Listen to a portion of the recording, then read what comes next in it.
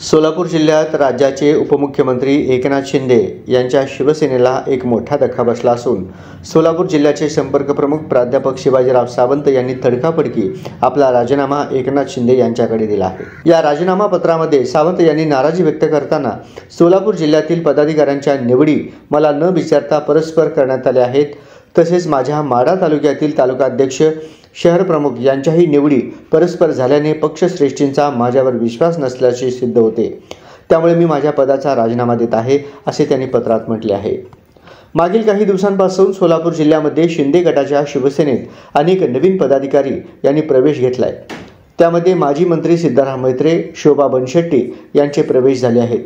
हे प्रवेश करताना लोकसभा संपर्क प्रमुख महेश नाना साठे तसेच अनिता माळगे यांची महत्त्वाची भूमिका राहिली आहे। यामध्ये शिवाजीराव सावंत यांचा कुठेही सहभाग दिसला नाही, त्यामुळे गटबाजीला उधाण आल्याचे पाहायला मिळाले। आता सावंत सरांनी राजीनामा दिल्याने सोलापुरातील त्यांचे समर्थक काय भूमिका घेतात याकडे सर्वांचे लक्ष लागले आहे।